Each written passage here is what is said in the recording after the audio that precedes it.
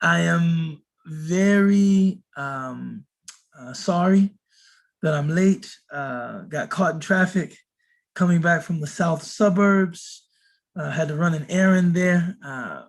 My young daughter, inshallah, my eldest, but still my young daughter, will be 15 tomorrow. Subhanallah, which is which is if you ever need anything to make you feel old, that's it. Having a 15-year-old daughter will definitely make you feel old.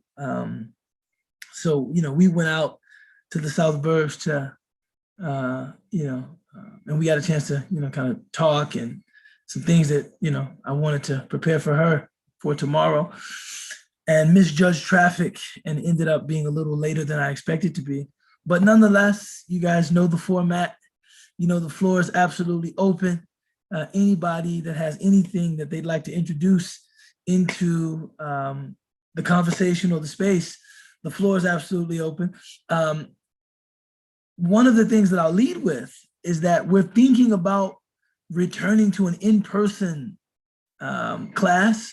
So I wanted to get, a sense from you guys. I mean, what do you think about that?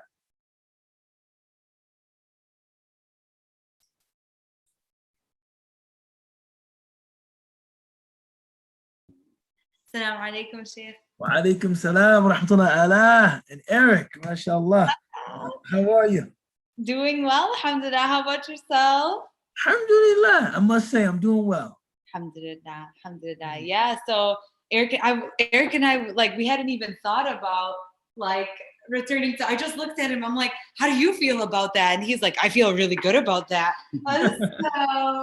So yeah, I mean, I don't know if there would be a way for it to be both, like have there be an in-person option while it's also live streamed. Mm-hmm. If people aren't going to work downtown or aren't going to school in person, they can still attend. But those that are able, I mean, yeah, we would be there. I imagine you would be very, very excited about an in-person class. Yeah. I would, man. I must say, Zoom, StreamYard, these platforms are very convenient. Like I've been able to still connect with people and still do some work without leaving home, and I appreciate that. I mean, I can't overstate how thankful I am for virtualization and the fact that we can connect over these platforms. But in terms of the joy of teaching, that encounter with another person that leads to kind of this shared experience of learning in person and doing something online. I mean, they have almost nothing in common.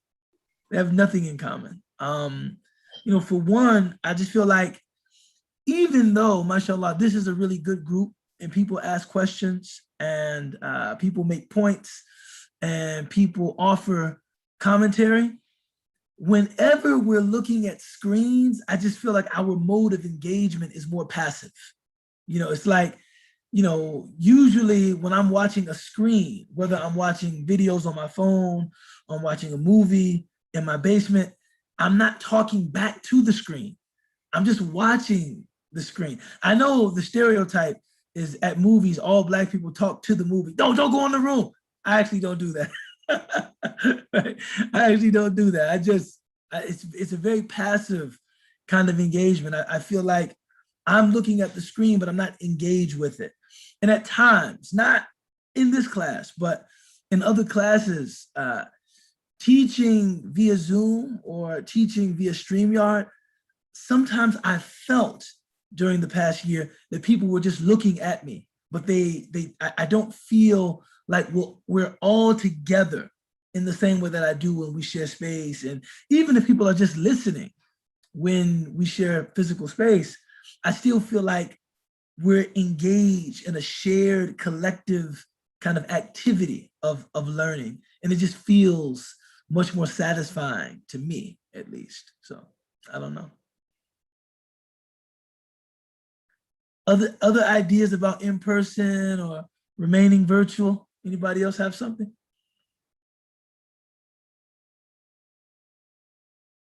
MashaAllah. See, we were. MashaAllah. We'll make it happen, Farhi. We'll make it happen, Farhi. MashaAllah. Sister Melissa. Assalamu alaikum. How are you? I'm great. How are you? I'm not showing my screen because I'm eating dinner, so I don't think you guys really want to watch me eat. No, But alhamdulillah. No, you don't. I'm like, how are you? How are you? I'm well. You don't have to show your screen. I totally get it. But I'm just encouraging people to ask, questions. This is kind of an open space still. Maybe when we return to in person, we'll do some kind of text. We'll do a book. We'll do something a little more structured. But this is still open. And usually I count on you to ask really good, compelling questions. So me, I don't think I ever have good, compelling questions, but I do think my classmates are all brilliant and I love to listen to their questions. But maybe you could go over, I know this is a basic question. This is softball. You're welcome for that. Yeah, but toss it up. It's going to be a grand slam. Maybe you could go over the fasting days that are happening tomorrow, Wednesday, Thursday, and then like that, how that also is part of the 6 days, and when that 6 days, when that period ends for the 6 days, that gives us the benefit of fasting for a year, I believe. Right. So the the fasting was a regular practice of the Prophet, peace be upon him. It was a regular practice of the early Muslim community. You have two consistent fast that they would do. One is fasting on Mondays and Thursdays. This was something the Prophet did pretty regularly. He would fast on Mondays and he would fast on Thursdays. Someone once asked him, why do you fast on Mondays? And he said, because I was born on a Monday, right? Which is a total paradigm shift, because in our culture, Monday is like the worst day. I was dropping my daughter off at school, and she said to me, Dad, Mondays are tough. I said, well, yeah, Mondays generally, are pretty tough. But also too, we went to breakfast yesterday, and as we walked in our neighborhood, which is filled with churches, right? We live in Bronzeville, and we walked to this new eatery on 39th, and I want to say Michigan or something like that, but we live like on 48th. We walked to 39th, just me and my 3 children, and church attendance was so low. I don't know if it's due to COVID, right? Could be due to COVID, or could be the fact that people just don't attend church as frequently as they used to. I was saying, really, since we actually do attend Jummah, they should start the work week on Sunday and make the weekend Friday and Saturday. Of course, they would never do that, because the Sabbath is still Sunday, right? For the majority of people of the Christian faith. And it's something that's just built into our economy. Trading days are Monday through Friday, and et cetera, right? But Mondays, the Prophet would fast, and also Thursdays, the Prophet would fast. And then the 13th, 14th, and 15th days of each lunar month, right? The Prophet would often fast those days. These are called Ayam al-Tashriq or Ayam al-Baydah, like the illumined days or the white days. And they were termed so because the moon is at its full on those days, right? These are days where you have the full moon. And then the Prophet recommended fasting 6 days of the next Islamic month, the month we're currently in and already halfway through, unbelievably, right? Which is Shawwal. So the Prophet, peace be upon him, he said, whoever fasts the month of Ramadan and then fasts 6 days of Shawwal, right? He or she will have the spiritual benefit and the reward of fasting the entire year, right? So, and also I think one of the wisdoms there is like, okay, you're coming out of the month of Ramadan. We know that Ramadan is very demanding. We know that it's this time of kind of heightened observance and heightened, vigilance, and the nature of things. And this is, I find this to be the case in all things. every extreme is followed by its opposite. So if Ramadan is this time of extreme effort, extreme, expenditure of oneself and your time and everything else, usually that's followed by a time of extreme laxity, right? And I've, just being honest with my brothers and my sisters, I've been noticing that in myself,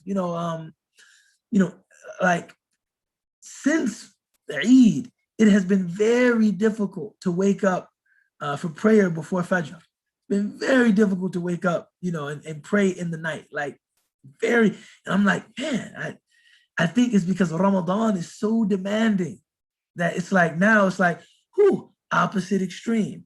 But I think those 6 days of this month, they help us to kind of maintain a little bit of what we experienced in Ramadan, in hope that we can develop a higher equilibrium, meaning like, okay, now just my normal level of engagement with my faith is just a little bit higher. Not like, okay, extreme for 30 days, listening to the Quran, fasting, going to gatherings with other Muslims. And now it's like, reverse, go the other way. Can't be bothered with the Quran, can't be bothered with any classes, don't want to go and attend any social gatherings with Muslims, don't want to do any additional prayers, definitely not doing any additional fasting. I think to prevent that, kind of that natural occurrence of an extreme being followed by its opposite, this is kind of forcing us to embrace a new middle. Like this is a new middle ground for me, right? And so I think fasting those 6 days is effective in that way. I'm glad you say that because I have observed that the month after Ramadan is difficult. It's difficult to even do the basics for me. And I was just like, what's wrong with me? So I'm not alone in that. And just the thought of fasting, I am thinking about fasting tomorrow, but I'm like, oh, I know. And this happens to be the time of the year where the days are really getting long. And it's hot, like today, it's always, we are so fickle and we complain so much as people. It's like when it was cold, you couldn't wait for it to warm up. It's like, I can't wait for it to get warm. I can't wait for it to get warm. Today I was out having lunch with a friend, not fasting clearly, right? But I was walking around. We were at the Oak Brook Shopping Center. We had lunch at Mon Ami. And I was walking around and it was so hot that I was thinking, man, if it could only be a few degrees cooler, I was just thinking, how given to complaining are we? First, it wasn't warm enough. Now it's too hot. It's just, the human being, man, the human being, right? The human being, right? SubhanAllah. So, yeah. Thank you. I wasn't sure when the month ended, but I guess it starts on Eid or the day after Eid, right? It starts on the day of Eid, so 29 or 30 days after that day. Okay. Now, what's interesting is that we tend to only pay attention to the lunar months in the Ramadan. if everybody knows, okay, it's the 21st of Ramadan, it's the 22nd, it's the 16th, whatever. But if you ask people, what is today's Islamic date? Nobody really. 13th of Shawwal. I mean, I really don't, nobody really knows. But it would be one lunar month after Ramadan. Mm-hmm. And like Ramadan, every lunar month contains a possibility of 29 or 30 days, depending on the visibility of the moon, right? So it could be 29 and it could be 30. But seeing as though we're in the middle, we still have 2 weeks left, if you want to, nail down those fasting days, right? If you want to nail down those 6 days, we still have 2 weeks left. Yeah, inshallah. Mm-hmm. Let's see, we have a question here, and the person asking it is anonymous. Let's see.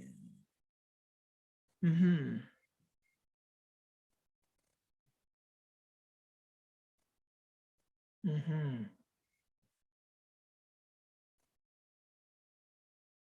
Hmm. You know, the question is about Muslim women marrying non-Muslim men. And that question is always very difficult. Um, on the one hand, I empathize with anyone, especially now, who finds a partner with whom they feel some compatibility or they feel they have an affinity for, only to learn that there are the details and particularities of religious practice that is somehow frustrating their ability to enter a romantic partnership with that person. I can identify with how frustrating that must be, especially given the fact that I think we're living at a time, and I don't think this is something particular to Muslims. I think we're living at a time in which like seeking companionship expressly for marriage is just very difficult. I think it's very difficult. And I could be wrong, right? This is just anecdotally. I'm not citing any, statistics, but I think it's even more challenging for women. Something has happened, that you're getting old when you start to recognize certain changes in society. You start recognizing like changes in people. Like you can actually point to like distinct periods. Like, no, I remember when it wasn't like this.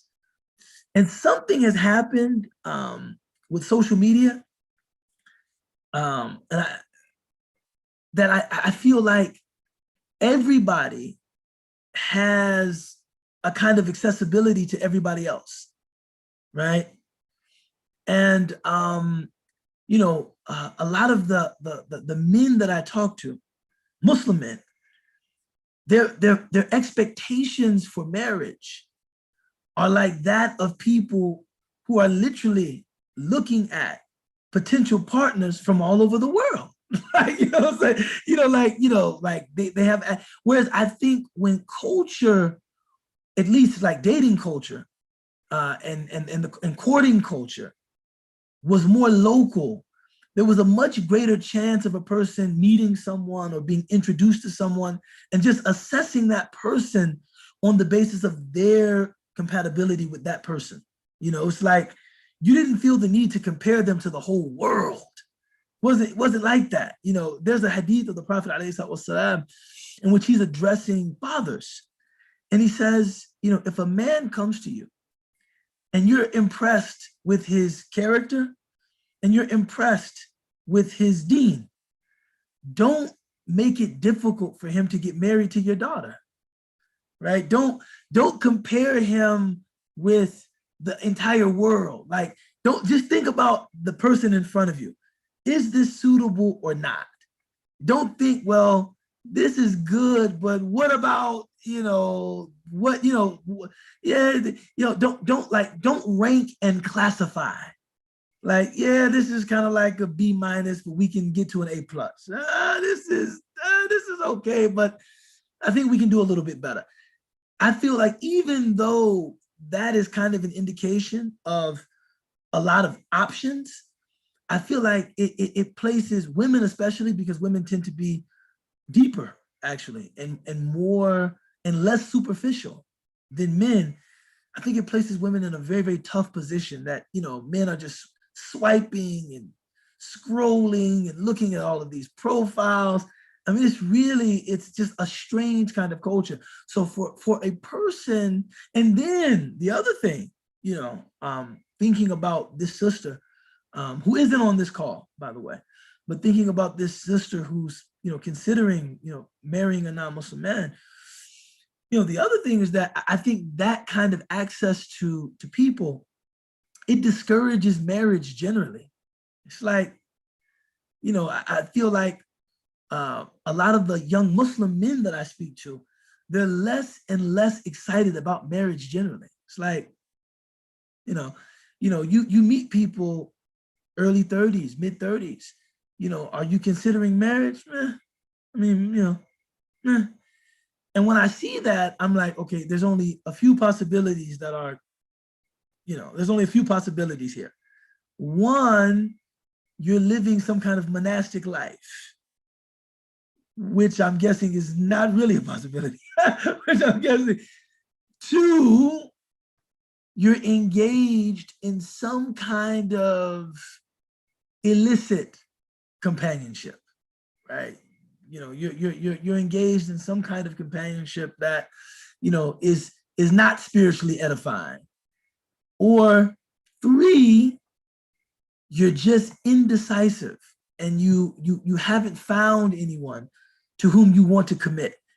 All three cases, I think, for someone, seeking marriage is like, wow, that's quite an impediment, to get around. So in this context, for a Muslim woman to find a man with whom she feels comfortable and with whom she,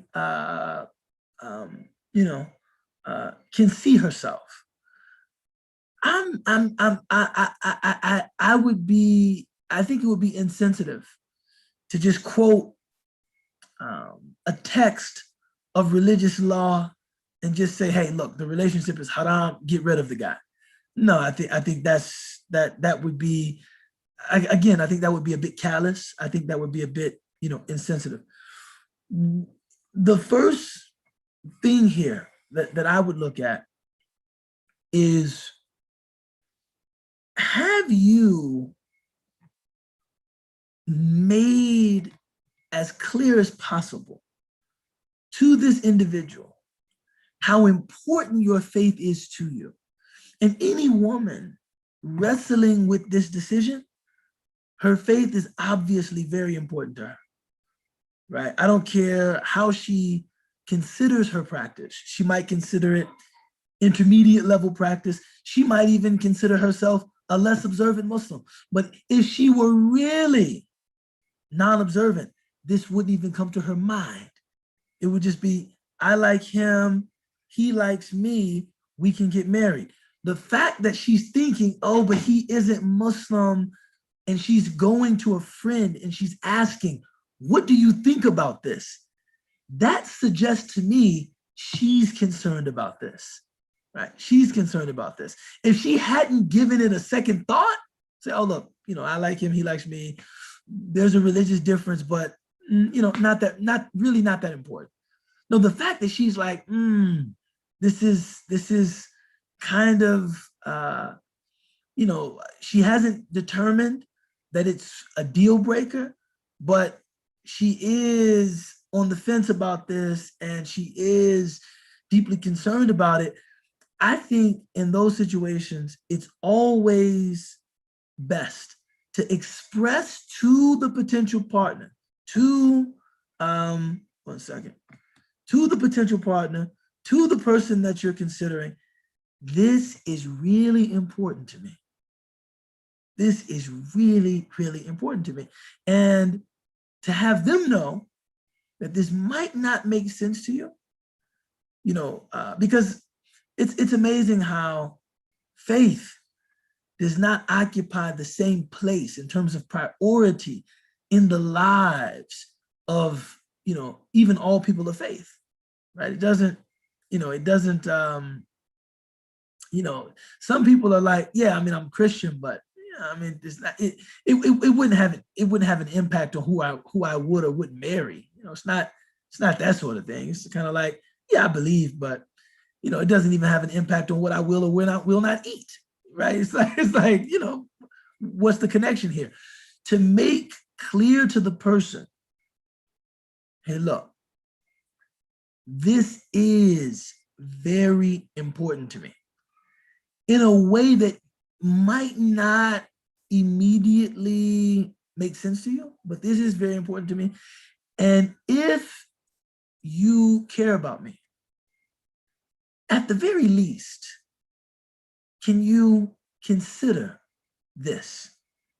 You know, I would like to know, after you've given this some reflection, you've given this some thought, you've considered this, I would like to know where you stand vis-a-vis the religion of Islam.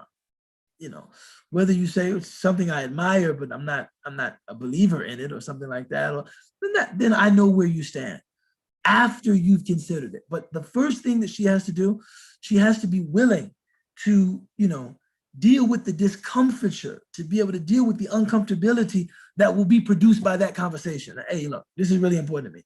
And, you know, before we proceed, I kind of need to know where you stand vis-a-vis the religion of Islam.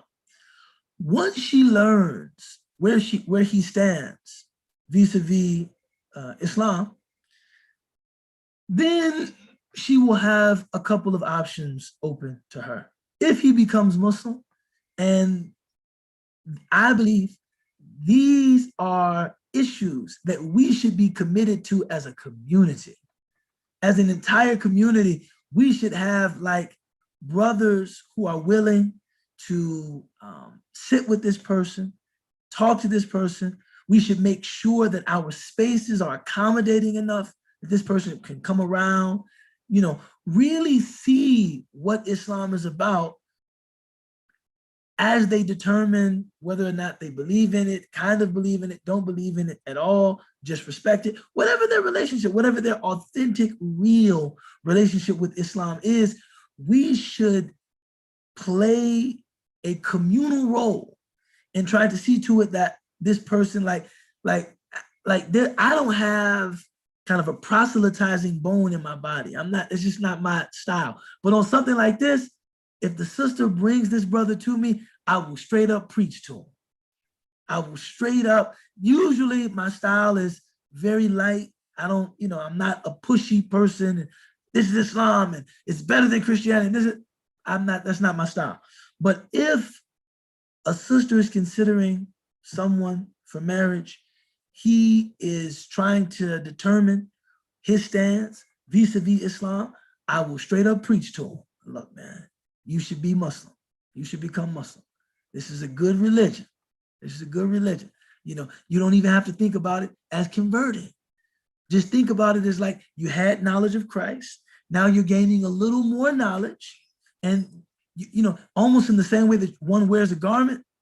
And as you grow, you have to get the garment taken out just so that it fits. Your knowledge of the prophets of God is just growing. And so you need a new garment to fit that knowledge, right? It's not, don't even think about it like you're not Christian anymore. You're just adding to, you know, your faith. You're adding, I will pull out all of the stops that I know to try to get this man to at least have a provisional relationship with Islam, right? And I've seen that work. I've seen where with complete integrity, we're not talking about somebody who just says, I'll do this for my fiance, whatever, I don't really care. Someone that influenced by their love for their partner and influenced by their partner's love for Islam, they really try to find a place in their heart for Islam. Like I'm trying to find a place in my heart for this religion. And I'm performing the search for you. Now I can't promise the results. Maybe I'll find something, maybe I won't, right? But I will look for you, I will look.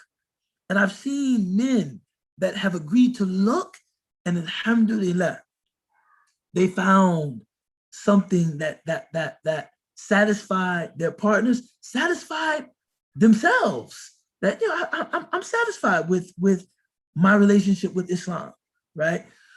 If that doesn't happen, right? If that doesn't happen, then she has two choices before her. One is the majority opinion.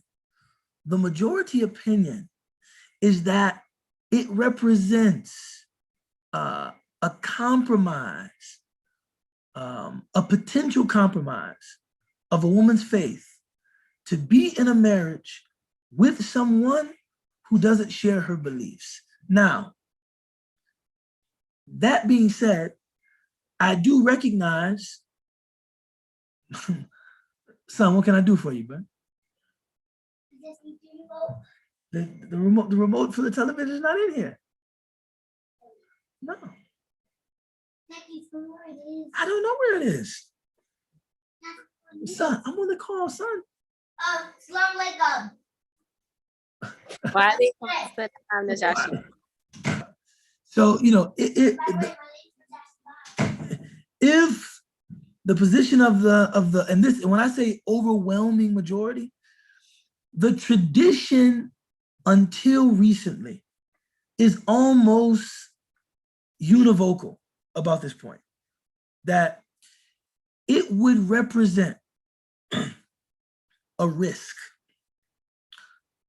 to a woman's faith. Now, mind you, I totally get how someone would hear that or read that and think, but he respects my religion. It's no big deal, right? It's no, this is a person that he knows that I'm Muslim and he would never interfere with my practice of Islam. Right? I get that. But even a Muslim, okay, how can I say this? Even when men and women are in relationship with each other, and many Muslim women will tell you this, even a Muslim man who begins, making all of the right promises can become an impediment to a woman's practice of Islam. Even a Muslim man can become a challenge in her practice of Islam.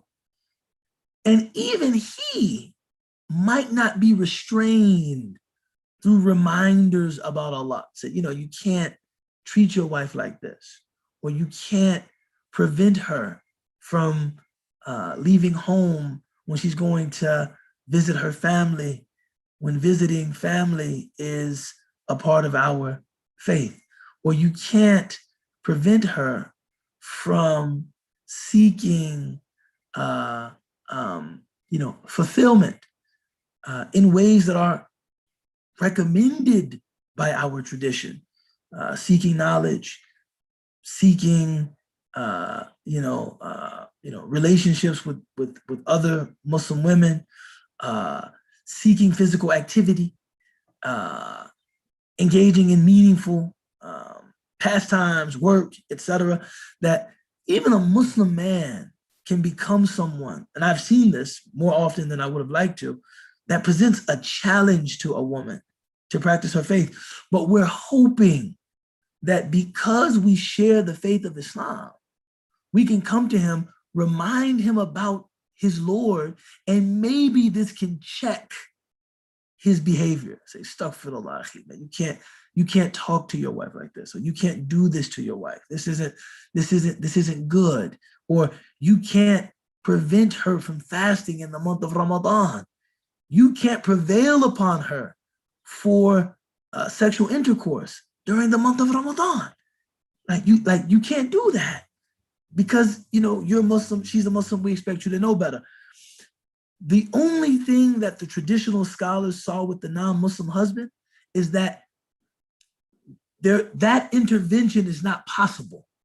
You see, if he does some of the similar things, where is the Muslim woman's recourse? Where can she say, he can do something to her or jeopardize her faith? And if she says, fear Allah, the Prophet said this, he could say, well, I don't believe in any of that. Why would that matter to me? I don't believe in any of that, right?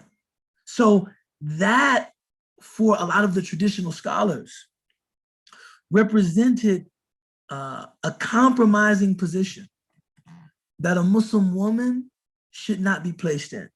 Because of that, when they read the verse of the Quran that said it's permissible for Muslim men to marry Christian or Jewish women, they would not extend that permissibility to women, that it's also permissible for them to marry Christian or Jewish men, because they saw something substantively different about the way that women relate to men as opposed to how men relate to women, right? And this is pre-modern, right? This is pre-modern, but that was their rationale. That no, that's unsafe, right? That's unsafe for a Muslim woman's faith. Now you do have modern scholars, Dr. Asifa Qureshi from the University of Wisconsin, Dr. Khalid Abu al-Fadl, two people whose religious standing and religious acumen, I don't doubt. I know that these are, religious Muslims. I know that these are people of religious practice and conscience. They have notably said no. In the modern age, where the general attitude is one of religious freedom and respect for religious difference, I don't see any difference between a Muslim man and a Muslim woman in marrying someone outside the faith community. Their opinions, those are the only two people I know. I'm sure there are more modern scholars that hold the opinion.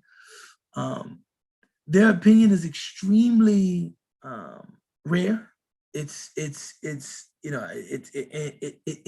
departs from the tradition. I myself, if I'm being honest, I'm not completely convinced by their argument, right? I'm not, if someone took that fatwa, that, gender is not a significant enough basis to differentiate between a ruling for Muslim men and Muslim women. If it's one way for Muslim men, it should be the same way for Muslim women. I'm not sure that I agree with the logic there. I think the logic is wishful. I think it's wishful thinking to think, well, because God allows this for men, there is no added risk that is associated with this being allowed for women. No, I think that's a little naive personally. But she'll need to make a choice about that. She'll need to make a choice about what she decides to do. If she consults her heart and she talks to people that she trusts, whatever decision she arrives at, I will respect it. Even if I disagree with it, I will respect it as her decision. But I do think it's a weighty decision, and it's tough. It's tough. So if you're stumped, I'm also very stumped. As to, I personally stand by the classical position that, this is something that, does represent a potentially compromising position for a Muslim woman. On the other hand, I'm also sensitive to the reality of loneliness being,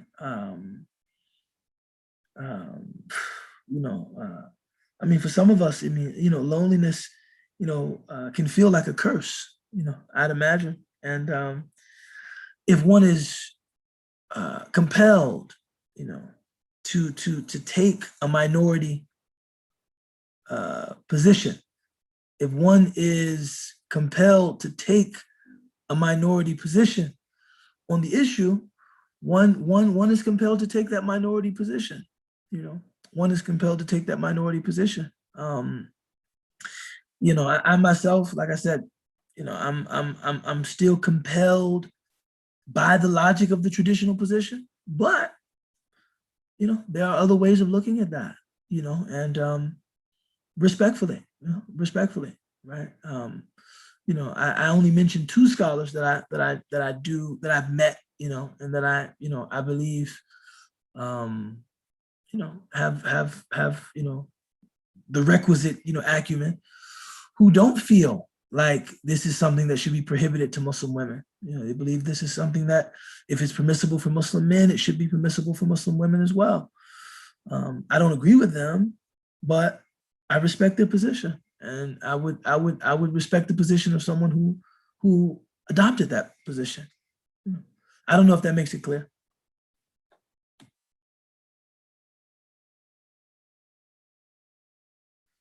Sure. Yeah, absolutely. One second.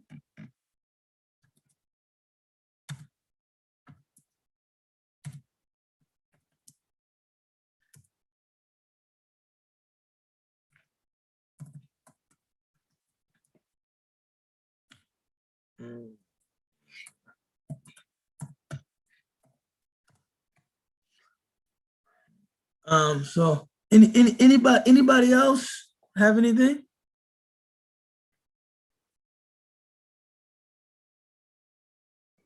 I have a question. Yes. Assalamu alaikum. Like him, sir. I know from like what I was reading on Sheikh Khalid Abul Fadl's fatwa, he was more concerned about children. Yeah. So like in his, he was saying that almost always, or like most of the time, the children don't end up becoming practicing Muslims if the mother or the father if one of the parents is not Muslim. So, but he says like, I think his whole thing was that he didn't want to consider it like not legitimate. So like even he is strongly against it, but he would say it's more on the makruh side as opposed to being like completely prohibited. No, that's what exactly what he said.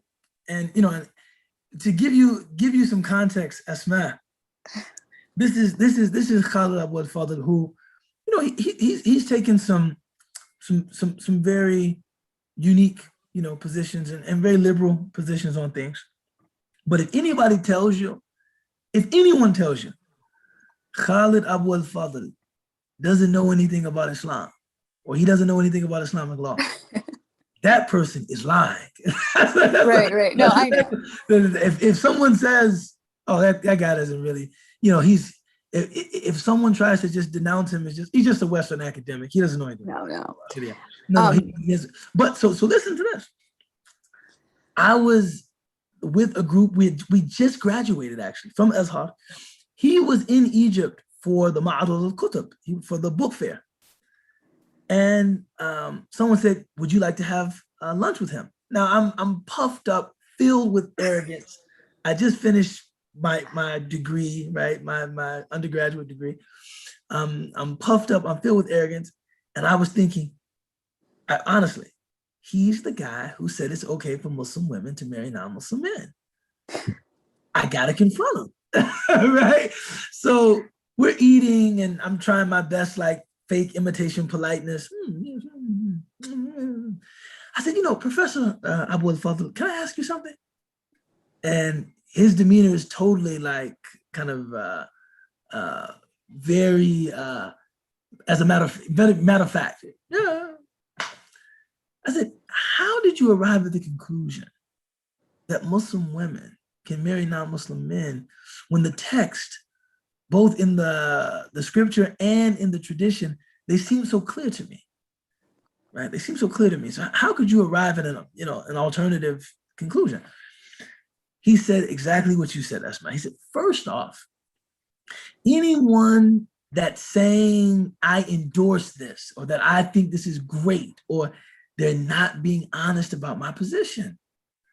He said, my position actually is that it's makruh, it's something disliked, but it's disliked for men and it's disliked for women because of the attrition in which it places the children, right? He said, the only thing that I'm saying is that the differentiation in the ruling on the basis of gender does not hold weight in the present day for me. Meaning, whatever the ruling on the issue is, it should be the same for men and it should be the same for women. Right? Which I really appreciate, because like if you read his stuff, he's really fair to women as well, because you know sometimes people overlook that because it's halal for men. My question to you is, if you state that, like in the prenuptial agreement or in your marriage contract, I have a right to ABC, or I will not do XYZ,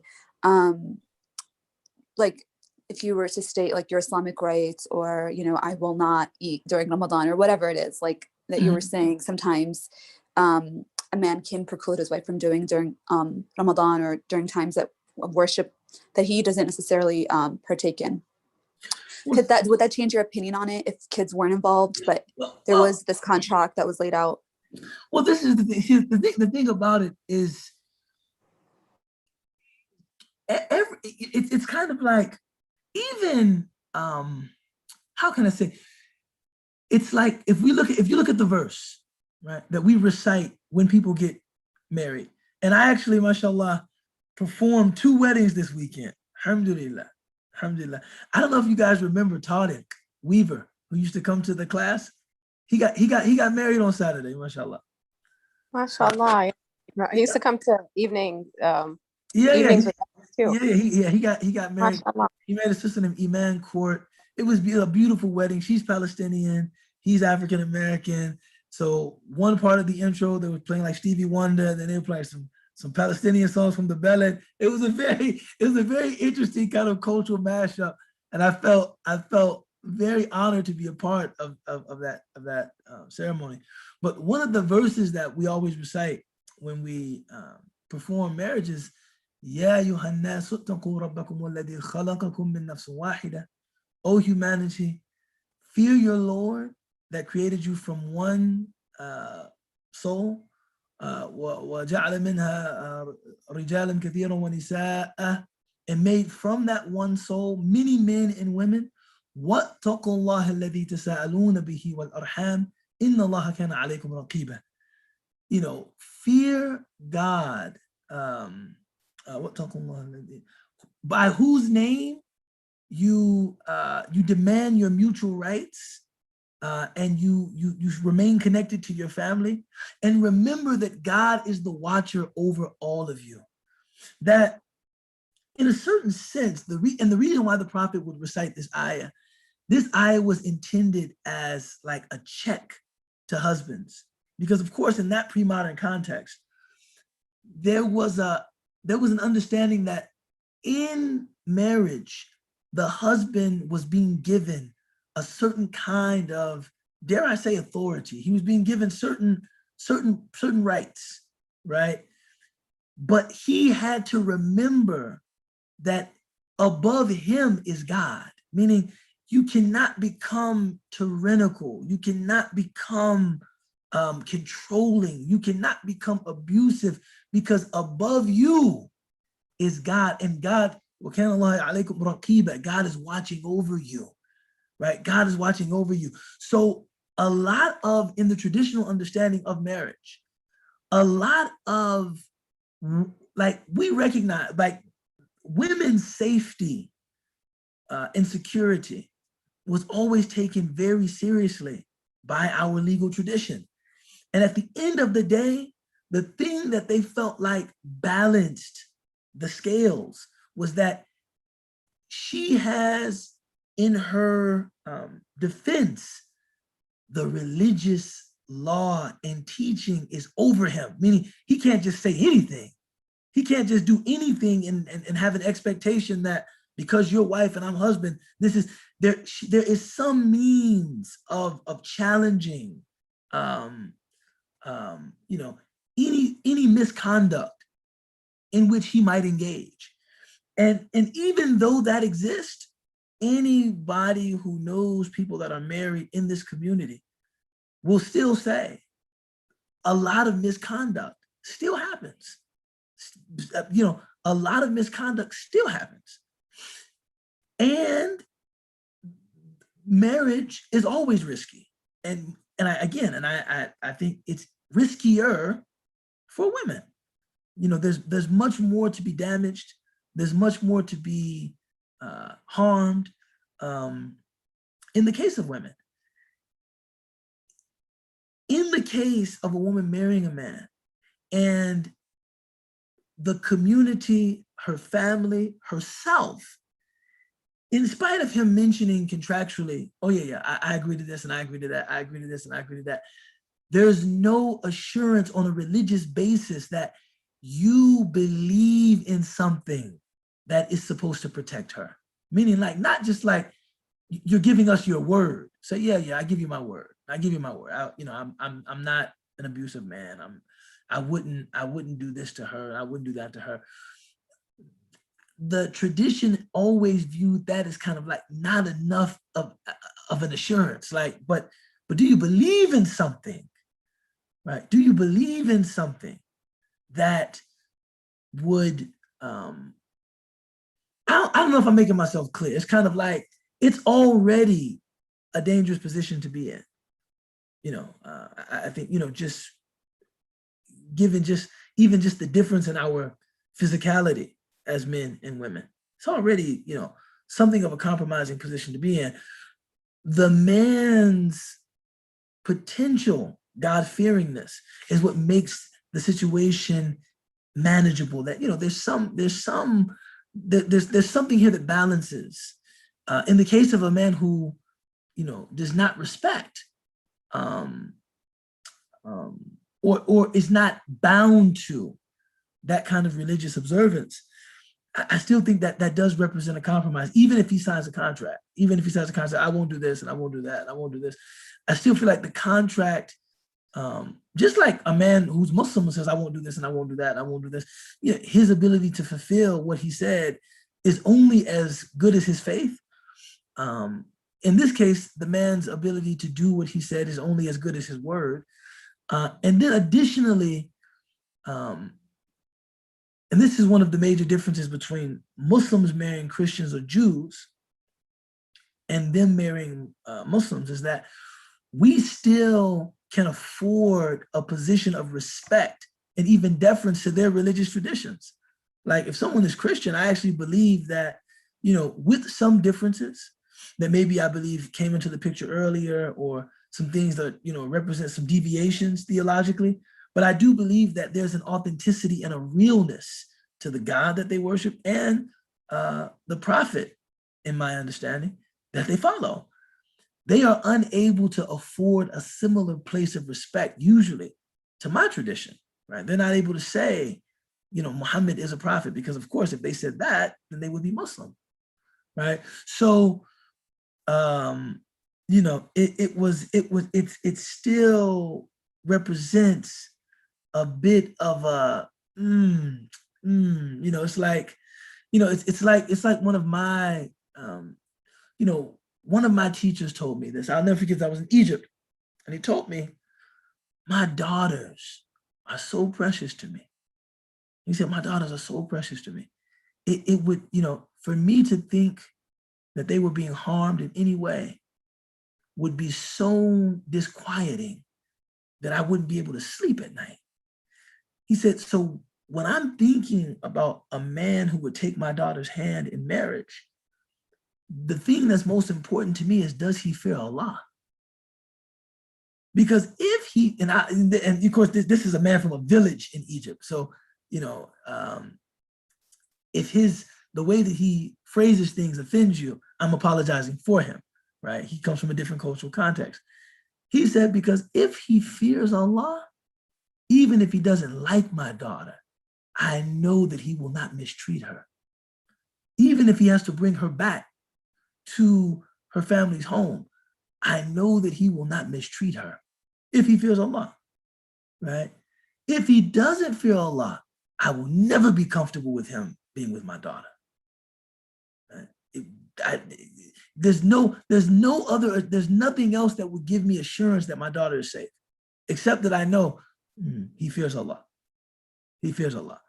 And that is why we recite that particular verse at weddings, to remind the man, look, the only reason you're being entrusted with this role, with this position as her husband, is because you say you fear Allah. Because if you don't fear Allah, then this is too high a level of responsibility for you to be given over anybody, if you don't fear Allah. And it doesn't, and we don't have to understand that in this authoritarian way, like he has the right to obedience. No.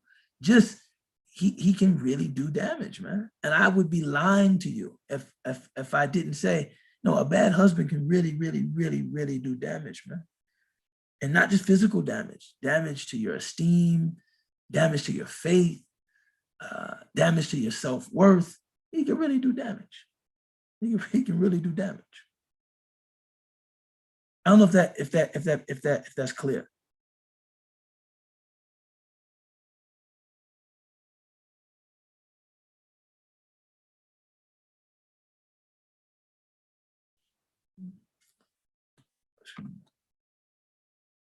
Yes, mashallah.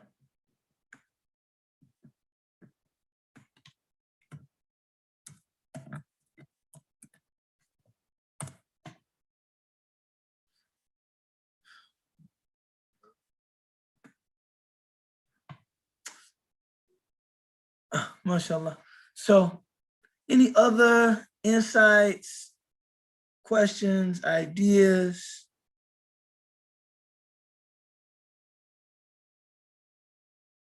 Anyone else have anything else?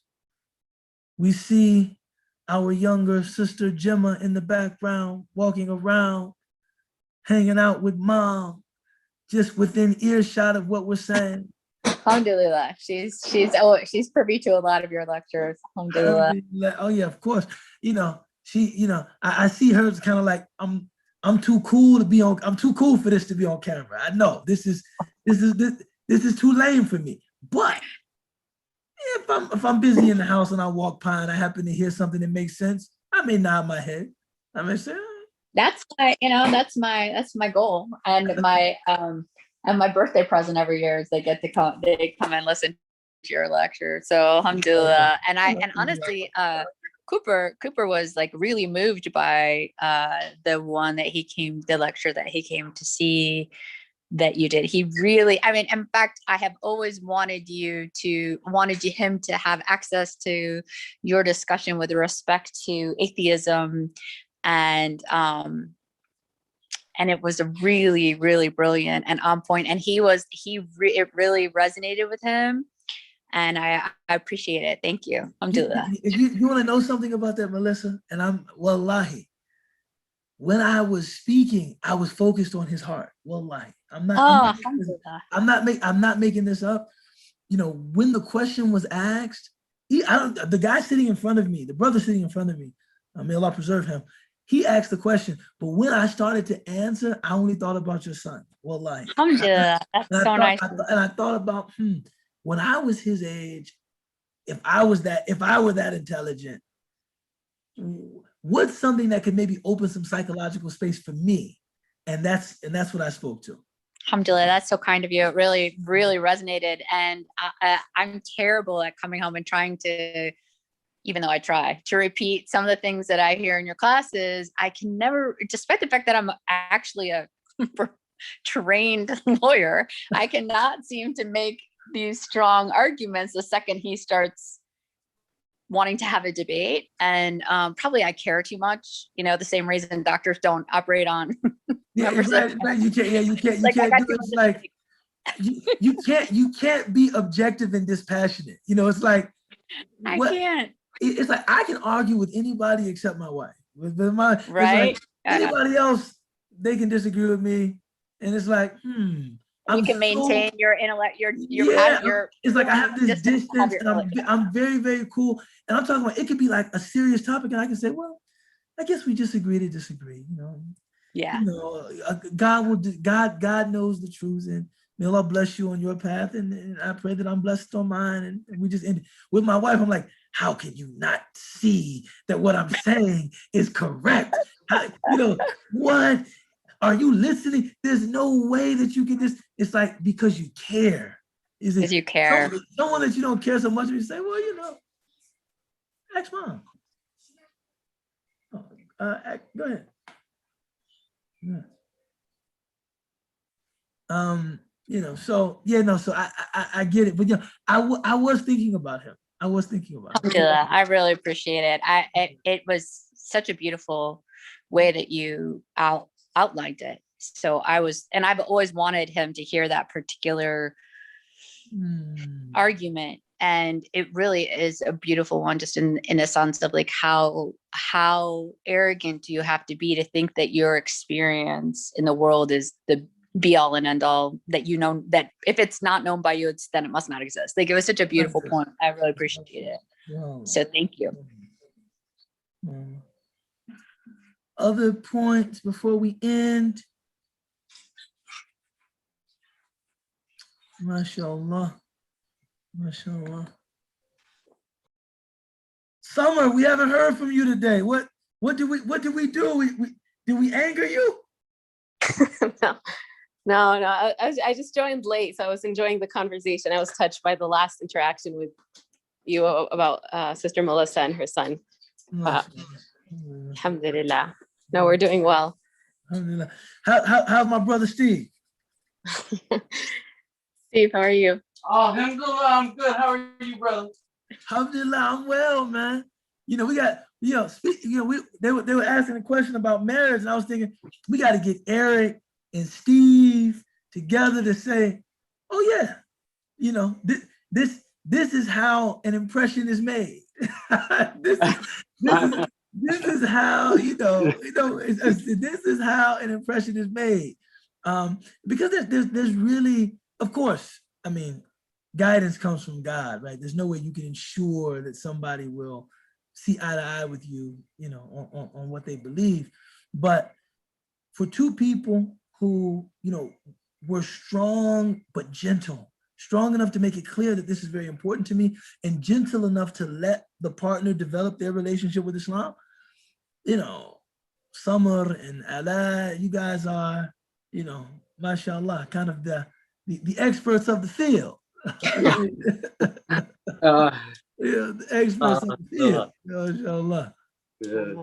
No, subhanAllah, and you know what? Like, I know Allah ultimately is the guider and the giver of wisdom, but sometimes I reflect, I'm like, a decade ago or 2 decades ago, I might have been in a very different mindset. Like, my limited view of the world is more limitation of my mindset and my spiritual maturity than the actual limitation of what could be in the world, MashaAllah. Alhamdulillah. So, and of course, I think the common thing, having a mentor like you, Ustad Ubaydullah, I think that. No. But see, the thing with that was a small part of it. But me and Steve, we met at the reading room, and me and Steve, that's just my brother from another mother. We were gonna hit it off regardless. We talking boxing, we talking basketball. We just mix in some world politics. It's like, come on, man, what's not to love about Steve? What's not to love about you, my brother? I miss you too. We'll go connect coming up soon, inshallah. Inshallah. So what the thing with Steve was, he comes to the classes and we sit, we talk, and I never asked, are you Muslim? Aren't you Muslim? Just, you're a nice guy. I like talking to you. You know what I'm saying? I don't know. You know what I'm saying? Yeah, I don't know. And it came as a shock to me. It's like, no, Stephen is Muslim. I'm like, yeah, subhanAllah, I didn't know. I don't know. And then the blessed surprise, and we want to get married. I said, oh, mashallah. Alhamdulillah, that's a pound cake with ice cream. Alhamdulillah. Two great surprises. Alhamdulillah.